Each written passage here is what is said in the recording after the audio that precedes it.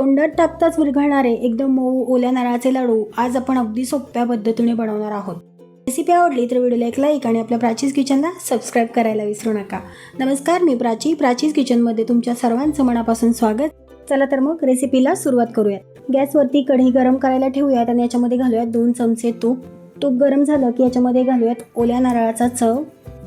हा ओल्या नारळाचा चव आपल्याला 1 मिनिटभर तुपावरती व्यवस्थित असा परतून घ्यायचा आहे।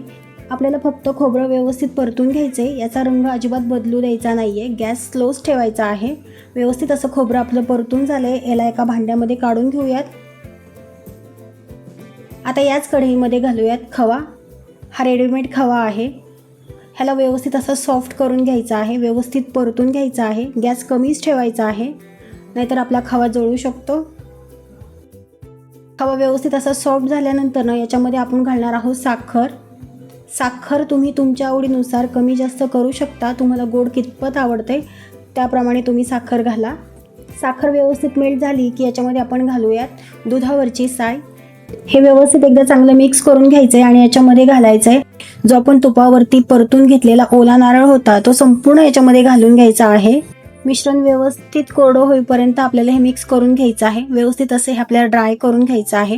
हे व्यवस्थित कोरडं झालेलं आहे। आता याला आपण वेगळ्या भांड्यामध्ये ट्रान्सफर करून घेऊयात आणि पूर्णपणे थंड करूयात। हे मिश्रण थंड झाल्यावरती बघा किती घट्ट झालं आहे।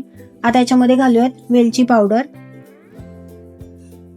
थोडेसे ड्रायफ्रुट्स। इथे तुम्ही ड्रायफ्रुट्स तुमच्या आवडीनुसार कुठलेही घेऊ शकता। इथे मी बदाम, पिस्ते, काजू वापरलेले आहेत। तुम्हाला आवडेल ते तुम्ही इथे घालू शकता। इथे मी ड्राय गुलाबाच्या पाकळ्या घातल्या आहेत, तुम्ही स्किप केल्या तरी चालेल। आता हे व्यवस्थित मिक्स करून घेऊयात आणि याचे छोटे छोटे असे लाडू वळून घेऊयात। तुम्हाला आवडतील त्या आकाराचे लाडू तुम्ही वळून घ्या। हे बघा या पद्धतीने। तर अशाच प्रकारे तयार झाले आहेत आपले ओल्या खोबऱ्याचे लाडू, जे आपण खवा घालून बनवले आहेत। तर मंडळी, कशी वाटली तुम्हाला आजची ही ओल्या नारळाची आणि खव्याच्या लाडवांची रेसिपी? मला कमेंट करून नक्की सांगा।